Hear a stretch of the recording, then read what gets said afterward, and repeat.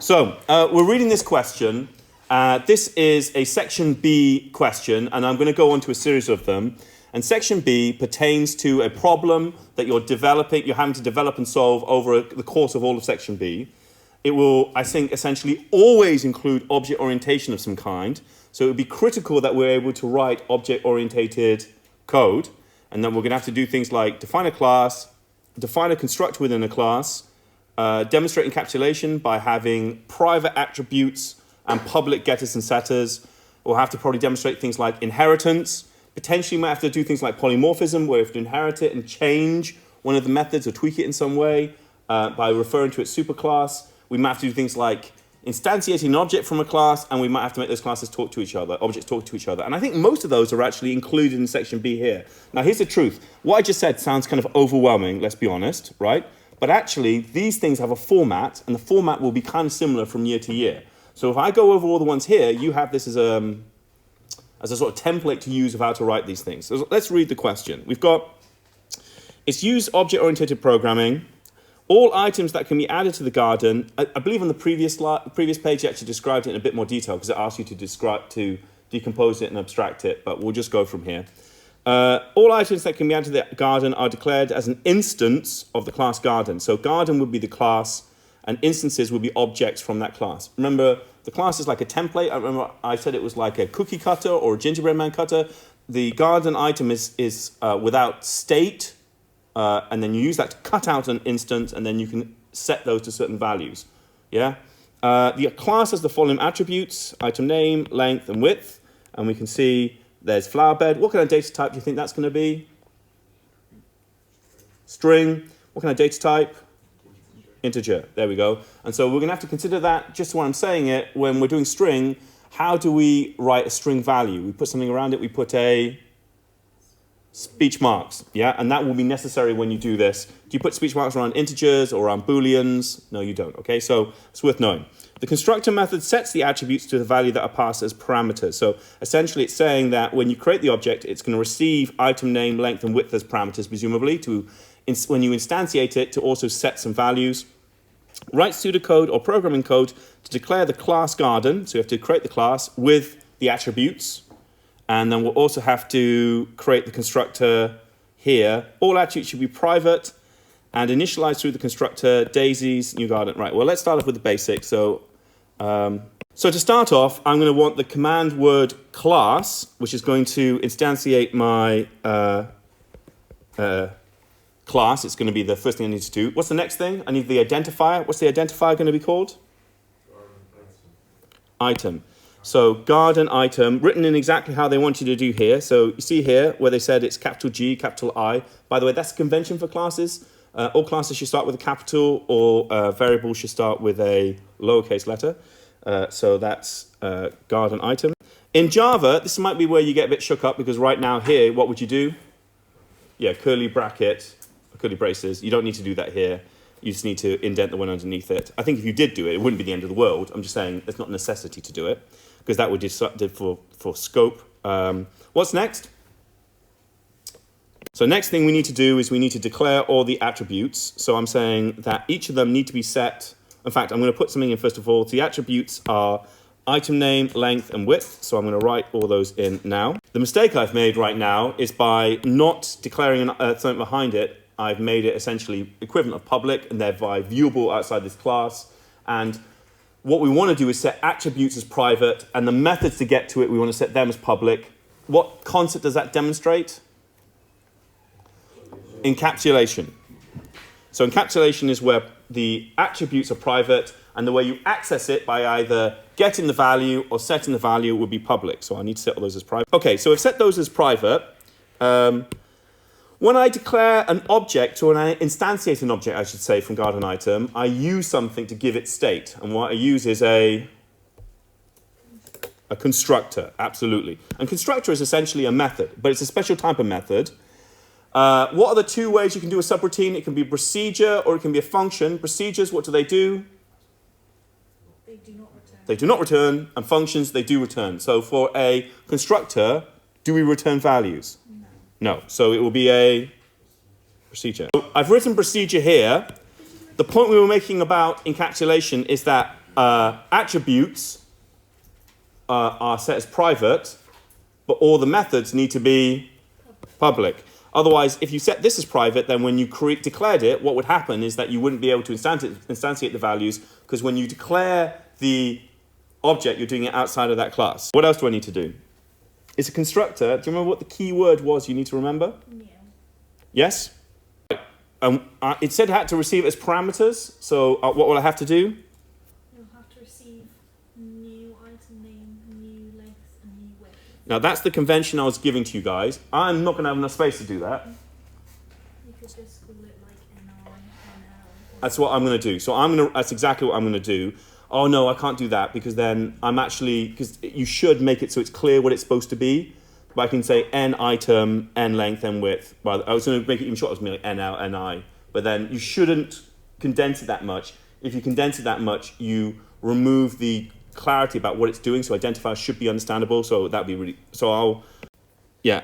As you can see, I've done it on the line underneath, but fundamentally, that's just one continuous line, okay? For you guys, if you can avoid it, I try to not do that. What's underneath it, and what do I need to do then? You need to say that the private item name, without saying private, item name is your new item. So I'd say item. People, can I point out something here? How easy would it be to just do that the wrong way around? Say new item equals item name. Is that what you've done? It is so easily done, right? I'm not judging, right, okay? But it's an opportunity to learn the lesson, is that you're setting those, these are being set here, and you're receiving these values. So underneath that, I'm going to write the other two. Okay, now I've declared, so here now the constructor is initializing and setting the values of item name, length, and width through receiving those parameters. Am I finished? No, you have to end the procedure. Absolutely, I have to end that procedure down here, and that's how I do the scope. I've closed the scope of this, the procedure. What else do I have the scope of, though? The class, yeah? In all honesty, I think if you didn't do these ones, it wouldn't be the end of the world, let's be honest. I thought you didn't have to end class. In Java, you don't, because it starts with a curly bracket, don't it? And ends with a curly bracket. I thought, like, in the I haven't seen that either, no. I thought because I was looking at the ones you put on... Yeah, and I didn't do that, did I? It said in the mark scheme that if you didn't close the end class out, you'd be okay. Yeah, and I'm sure it's the case as well. This is why I've got this up, to allow us to do it. So here's where the marks go for all. I'm going to highlight where the marks are in the yellow. Oh, there you go, I saved that. So you get 1 mark for the class declaration. So that's a mark. You get 1 mark for 3 attributes being declared. So declaring those 3 attributes, you get the mark. If you don't set them as private, I don't know what happens. Presumably you do have to set them as private. And then having a constructor, so just having that bit is a mark, even if you've buggered up the rest of it. And then taking the parameters, so having all those 3, that's your 3rd mark, it's your 4th mark rather, and your 5th mark is then setting it. So it's 1 out of the 4. So ironically, if... One second. That was hopefully useful. So now we've looked at how to declare a class and how to create a constructor. We're now going to look at instantiating, I imagine is the next one here. So creating an object from the class. So here we've got the trees in the garden's layout are defined by the class tree. This class inherits from garden item. Oh, okay, so we have to do inheritances next, I see. The class tree, are we happy with inheritance? Is it worth me doing just if you remember, we've got a class. And so if you remember in the class diagram, there are 3 sections. What are the 3 sections? The top one, the middle one, and the bottom one. Excellent. Yeah, so identifier of the class. I see what you mean, which is the name of the class. And then attributes. And then, it's exactly right, method. And so here, we're going to have a class that's going to inherit, and it points up to the one it inherits from. And it's going to have, the same things. If you remember, this class here is called the what class? The super class. That's the super class. And then the one that's inheriting it is called either derived class or the subclass. So there are 2 different terminologies you can use for it, okay? It's just worth knowing. So right now, what was the superclass that we've got? It's garden items is here, and then this will be trees. And trees will inherit what from garden items? All of the attributes and all the methods. Boom, slick. well, look, we live, we learn. Genuinely. So let's go back to it. The sun is true. If the sun is true, rather, then and which means that the sun is the data type Boolean. So when we do it there, we're not going to put because it's not a string, we're not going to put speech marks around it. Then the tree can grow in full sun. If it's false, then it cannot. Sounds legit. The shade is true, then tree can grow in full shade. If it's false, it cannot. All right. So the length and width of a tree are the same. Okay. Only one value for these measurements pass the constructor. So you only need to inherit one thing, and then it's going to change both the supers classes width and the superclasses. Was it height or length? Length. So the way I'm thinking about it's working right now, I'll glance over and make sure I'm correct so I don't tell you something that's wrong, is that as the constructor for this class, it will take in one value. In this case, I guess you call it size, maybe? Oh, height. You take in height as a thing, and it would go, and then you'll change super.length equals height, and super.width equals height, would be the way I think about it, because that height it's taking in is going to update the superclasses length and width the same, I think. No, there's also height. Fine, whatever. We'll see this in a moment. The length and width of the tree are the same, only one value. So the height, oh, no, the height is something else then. Write an algorithm using pseudocode or program to declare the class, declare all the attributes. Well, let's start with the basics. What is it? It's a class. Next, what do I need to do? The name of it, which is tree. Tree, what's next? Because it's doing something different this time. What's it doing different? Inherits. Okay, so where does that come in?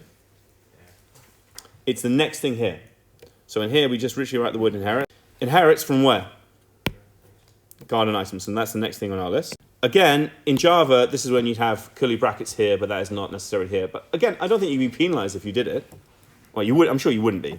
What do I need to do here? I've got to put the attributes down. It's already inherited the attributes from before. So what attributes do I need to put here? only height, sun, and shade. Yeah, so the new ones I need to put in. And again, to demonstrate encapsulation, what will I need to do? Private.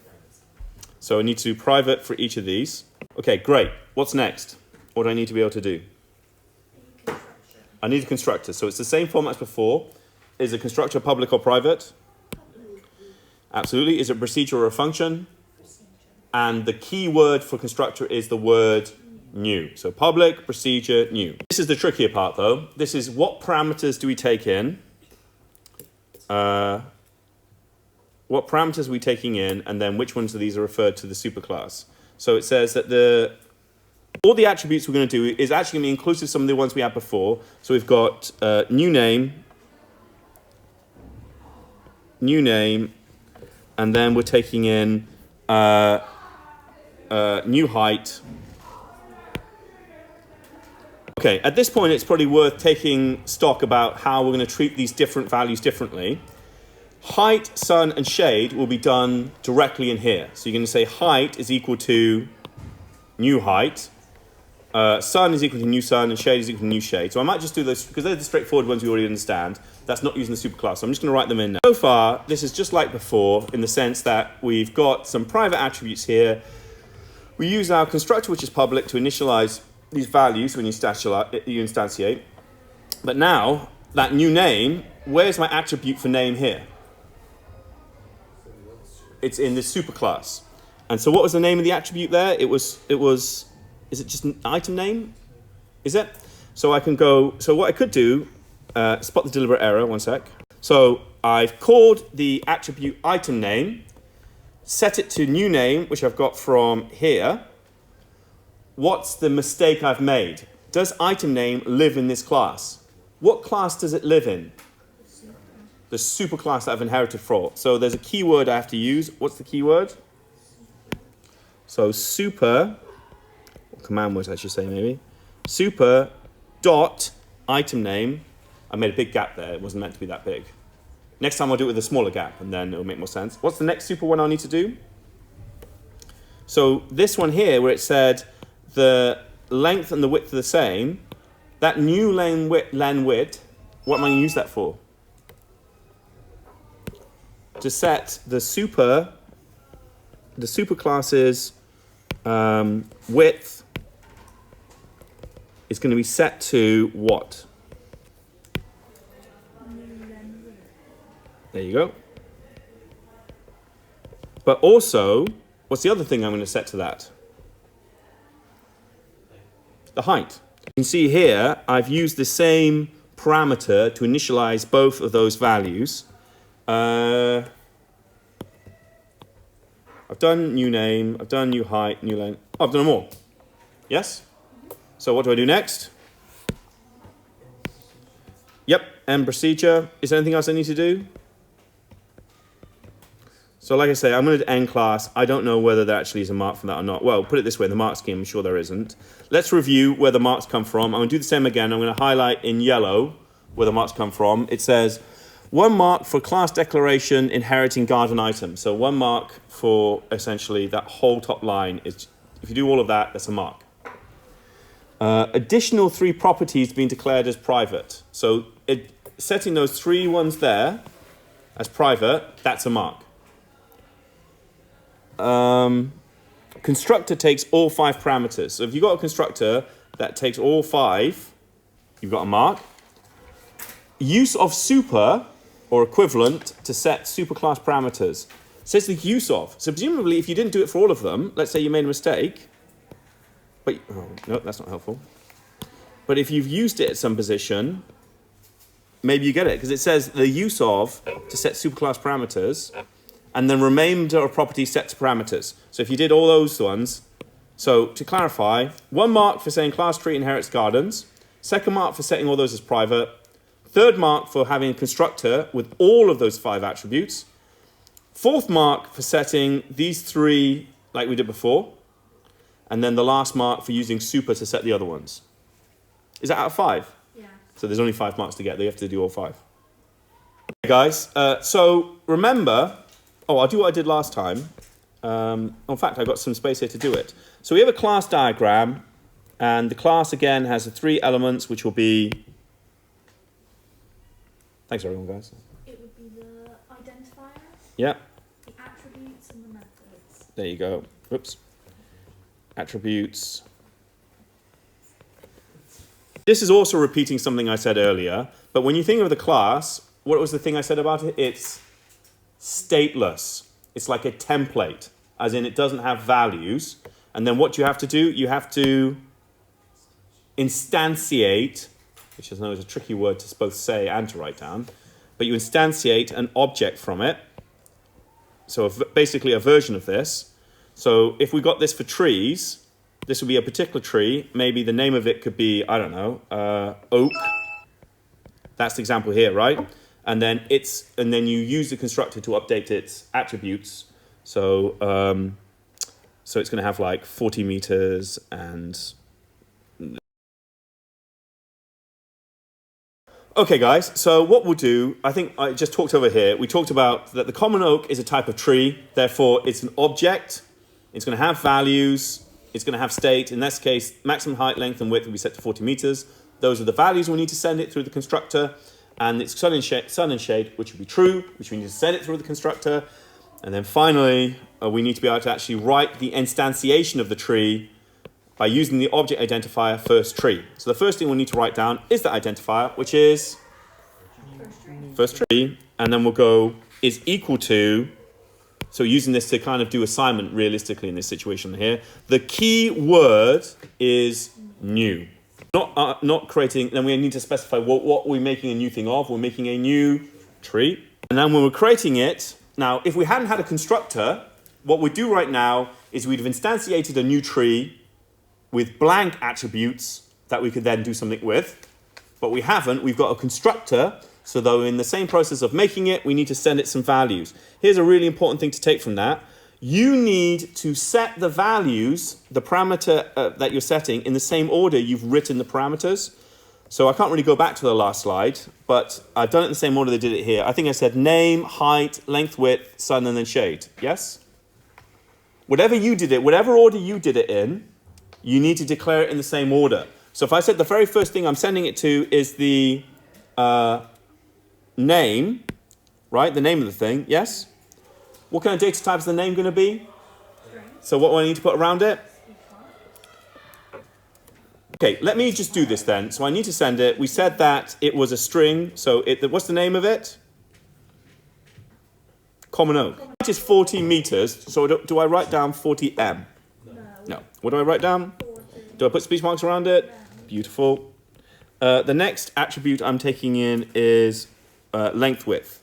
Next thing I'm doing was sun. True. Yep. Yeah. So it'll be true. No speech marks because it's the Boolean value of true. And then finally, I think it was shade, which is also true.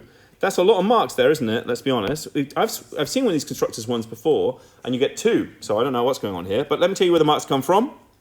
So the marks come from declaration of the instance. So saying new tree, that's a mark. Storing result in first tree. So essentially saying first tree and then equals, second mark. All parameters included and in the same order. So all that. And then the last mark is if you've put that, if you made it data type compliant, i.e. you put that in a string in speech marks and the rest you didn't. Right, let me talk this over then. So the class garden item and tree use get and set methods. Why do they use get and set methods and set the attributes as private? For encapsulation. Encapsulation is that you can only access the attributes through the methods. Write the get item, write the get method for get item and the set method for set item for garden item. The set method takes the new value as a parameter and does not write any other methods or redeclare the class. Yeah, you're right, this is. Anyway. If I'm doing, should I do the get first? For get, is that going to be the subroutine? Is it going to be for a function or a procedure? Because a function returns a value, so it'll be a function. Public function, what's next? And then you write the get item name thing. Get item name. Okay, what do you get as a parameter for get item? Nothing. So open and close brackets. Yep. And then underneath it, return is the command word. What are you returning? Item name. Oh, this is worth doing. What happens if it was like returning name? That's an interesting one to do, isn't it? So if it was like return name, is name kept in the tree class? No. So what would you have to return? Super dot item name. Yeah, it's worth saying because that could come up, couldn't it? So this is returning something that's in this class, but could you ask to return some? It could. Yeah? Okay. So that is our getter because we've got our end function there. If we are doing a setter, what type, so we'll make it public, but what type of procedure? Because we're not returning a value. The name of the procedure is, yeah, so we will receive the parameter, in this case, new name. Oh yeah. In the panic of trying to fit it in. New, I think you did a better job that time as well. All right. Done. What's next? Item name equals new name. Good. Good question. Does it have to say new name? Could you just do n? N is possible, but why conventionally we try to not do it? It's easy to understand. Well, hey, it's worth saying maybe at this point, the three programming techniques to make it easy to understand. Helpful identifiers, what else? Comments, and this is indentation for readability. Yeah? So, but if you did it and you put n and you made it work, then realistically you should be okay. But the convention I would use was to say new and then the attribute name. The attribute name in this team, what's the name of the attribute? Item name. Finished. And procedure. Let's talk about, well, that's some seriously terrible procedure. My E in particular looks like it's, anyway. Marks-wise, there's 4 marks here. Nice. Okay. So it says, for the marks, get method declaration. This bit, it doesn't include public. So actually, if you just said function get item name, returns item name, second mark. Yeah, second mark is that one there. Third mark for saying procedure set item. Fourth mark is for having a procedure. In this case, it says takes a value as a parameter. Sorry, putting in the parameter, and it doesn't specify the name of it. So if you put it in, it would be, but like I say, conventionally try to make it understandable. And then assigns that to it. So there's 5 marks there, but you can only get 4 of them. 1 mark for that level of the declaration of get item name, 1 mark for returning the item name, 1 mark for procedure setting item, another mark for receiving a parameter value, and then last mark for assigning it there. So this looks a bit confusing the way I've set it out, but essentially it's all of this and then all of this. So it's like, it's not 2 questions, it's this going into this. And let's have a quick read about what it needs to do. The trees in the garden layout, and if you remember, trees was the derived class of garden items, are stored in a one-dimensional array. One-dimensional array looking a bit like a list, and it's called tree array. The array can store a maximum of 1,000 items. Now, this is something, of course, that we did in Java, is that a Java object, you can have an object of trees, an array of trees, where basically it's just storing a bunch of different trees inside it. So this is what it's storing, 1,000 trees. That's a lot of trees, that is.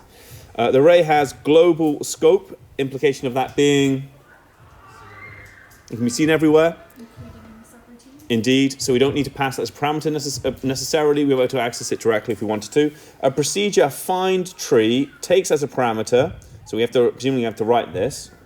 The maximum height of a tree, the maximum width of a tree, whether the tree can live in full sun or shade, which is, do you remember what the data type for that was?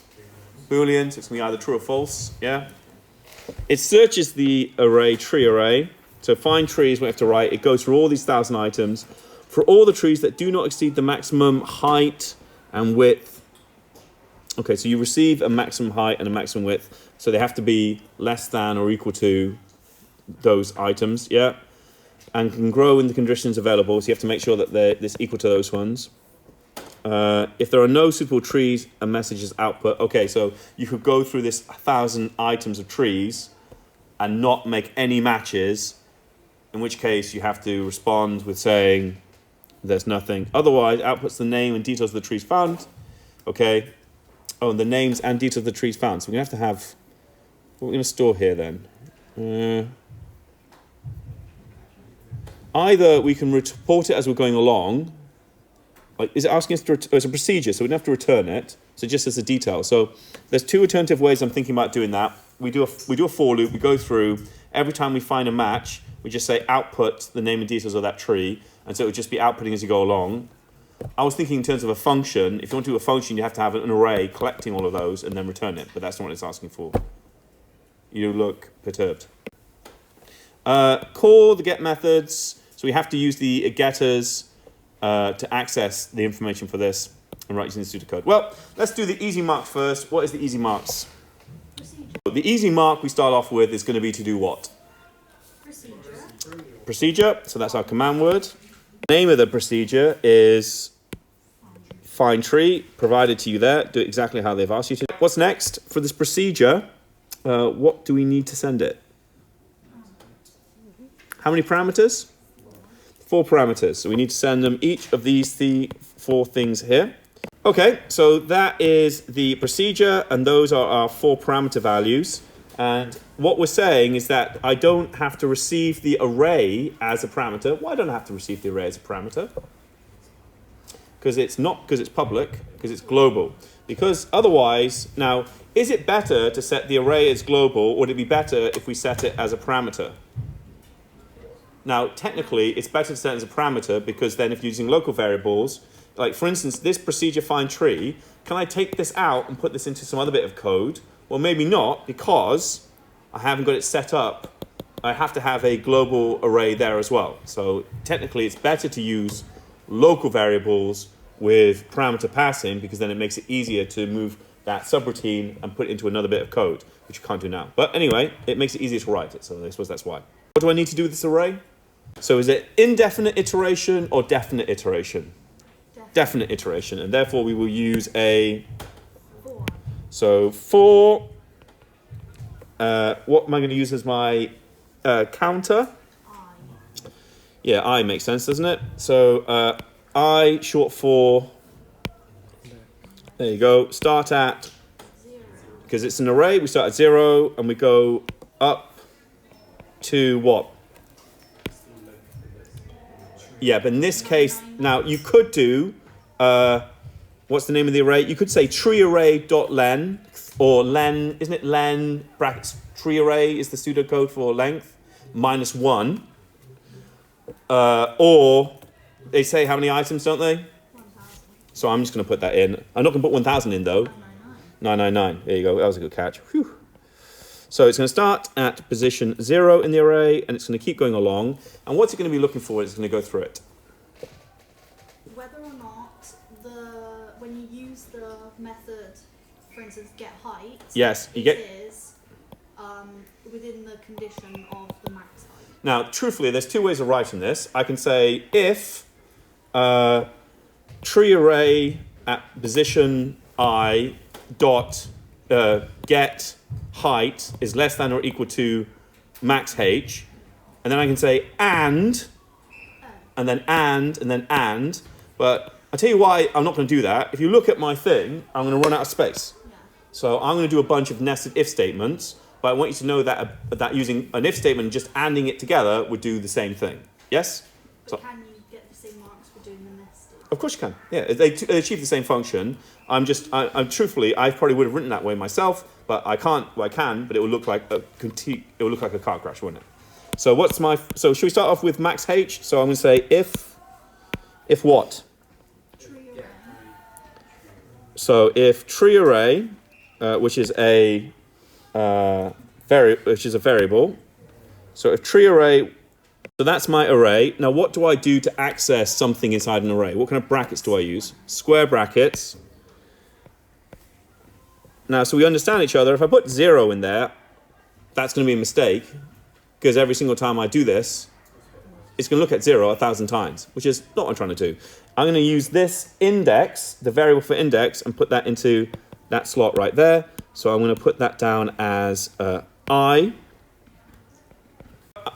What do I need to do? So this is getting me an individual tree. What do I need to do then? To access it, I need to go dot. Oh no, not that kind of dot. This kind of dot. And then the command I want to use is, well, Get height. anything else I need to do at the end of that? Do you know? Not quite. I need to open bracket, close bracket to do the command. I'm already going to run out of space. This sucks. Okay, what do I need to do? So it's going to be less than what? Height. Max height. Max h. Max h, quite right. I've made a mistake. What mistake did I make?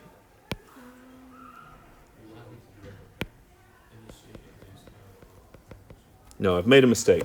It's a logic error I've made. Nope. No. In this one, they allow you to not do brackets, although it might look tidy with brackets, to be honest. Nope, that's not. That would be a syntax error, not a logic error. What is my logic error? Yeah, so it's less than and equal to, so I have to do this. Otherwise, I'll exclude things that will be equal to that value, which obviously will be a boo-boo, and nobody wants boo-boos. Excellent. So I have to check also for max W, am I right? So how do I do that? Now, like I say, I could do an and then do another one, and do an and an and. I'm going to do nested if statements as an alternative. So I'm going to say if what? I need to do a tree array at position I dot get width, yes, less than or equal to this parameter value, max W, which is my maximum width. People, what's next? Next is checking for sun and shade. All right. So we're going to start off the same way. I'm going to nest this if statement to get to here. The other true must be true. Will I have to do tree array at position I? Most certainly will. So let me do that. What's the command? Get sun. So sun's the next one here. So get sun. Right now, do I do less than or equal to sun? Equal to. So equal to sun. There you go. Thank you. I was looking for another logical error identified by my man Max here, recorded for posterity. Single equals is for what? Beginning with A. Assignment. Yeah, so you declare it on this side, and then the equals allows you to assign it. Double equals is for, beginning with C. Comparing, comparison. Yeah, so double equals exactly right. And then I'm going to have to do the same, aren't I, underneath it, but with get shade. It outputs the name and details of the trees found in an appropriate message. There you go. It outputs the name and details of the tree. Quite right. And so if I've got to this point, if I got to this line, it means I've satisfied that statement, that statement, that statement, that statement, i.e., it is the right tree. So I need to go output the message. So I need to output the name. So I need to get. I can use the get name function here, and print is what I'm going to use to output. So the command is going to be print. For the name, I'm going to get tree array at position I again. Do you know what? Let me show you something I could have done that made life easier on myself. Like t equals tree array. That's exactly right. So just so I could have gone at the beginning, I could have just said t. No, it's a variable, isn't it? Crap.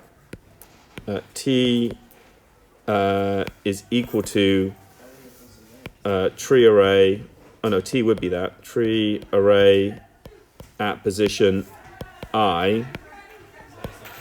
And then here, instead of saying tree array, you can say t.getHeight, t.getWidth, t.getSun. Obviously, that would have to be where? Inside or outside the loop? Inside. So that'd be on the first line. And then you can say t. That, I would, if I was programming this, there's no way I would have ever written all that out. My apologies for that, guys. It would achieve the same thing, though, does it not? Yes. Yeah. To get the name, though, what do I need to do as a command? Dot. What's the command? Get. There you go, it's here, yeah? Get item name. Because I don't think there's, realistically, guys, you seeing me write all this out again is not going to be that helpful. All I would say is it will go plus, in fact, I would say, so that's the name, plus width is treearray.getWidth, and the height is plus treearray.getHeight, plus the, I guess the sun is, I guess, true, so it can be in the sun, plus... It is true that it can be in the sun. There you go. I like it. Oh, yeah, that's good. Yeah, that logically, syntactically makes sense as well. So you'd have to do all those in here. I don't think there's new skills in there. And then we'll end that. And we'll do you could do, say, if tree. You could do it like that. But I think it'd be easier just doing a print. Because it's not saying that specifically. Because you could just say, if tree array.getShade, then, and then be true or false. But I think that makes life more complicated than it makes, yeah. So we'll say end for... Yes? Guys, are we done? No, I thought it's not end 4, I thought it was next I. That was not a test. Yes. So, there is a test in here, but that wasn't the test I was looking for. Next I, you're correct, is the thing. Oh, and that was also a test. Yeah, to move it forward. Are we finished? Now there is... yeah, I should also end all the yes. Let's assume that I've done that. There needs to be an appropriate message if I never find one. Currently, is there an appropriate message? No, there's only a message if I find it. How am I going to record that I never found a tree that did all these things? I'm going to need another Boolean that acts as a... Do you want to use this thing? What do I call it? A flag. Yeah, you need to flag up. So if you never found anything, you could say that you've got a flag and set it to what?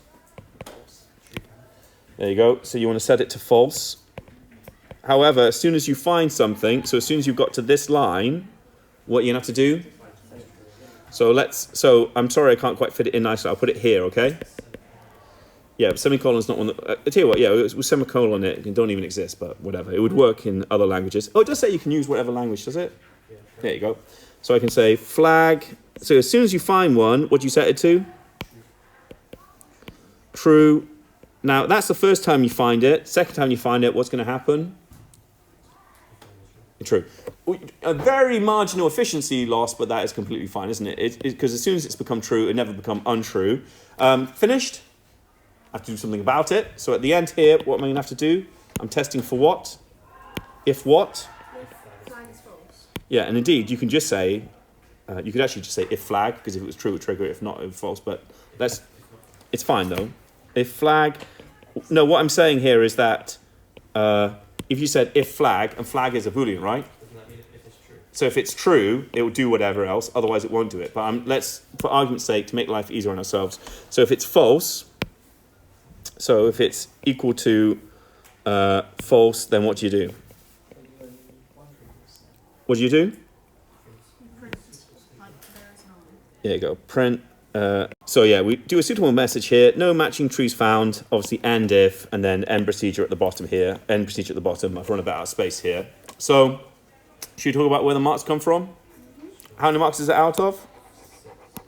So I'll highlight in yellow where the marks come from. First mark is procedure declaration with all 4. So if you've done that top line like that, so you've done a procedure and you've done the 4 parameters, that's a mark. Then you've got one that loops 1,000 times / to the end of the array. So either you've gone, so you've done that either to 999 or indeed len tree array -1. Choose the same thing. That's your second mark. Third mark, check if height and width are less than or equal to maximum height. So you've done that one and you've done that one. That gets you your third mark. So you're checking for both the get height and get width is less than or equal to for both of them. The fourth mark is checking if the sun and the shade match. So that's if you've done the sun and you've done the shade. That's your fourth mark. Outputting values using get methods. So this whole thing here would be using the get method when I write up the whole thing to give out a suitable message. Output an appropriate message. Oh, so one of them is just using the get methods. And then another mark is for outputting it. Neat. And then output a message if no thing is found, which is the 7th mark. So the 7th mark is using the flag. So let's say you never use the flag. Guess what? You still get 6 marks. Hooray. Thank you, post-16 students.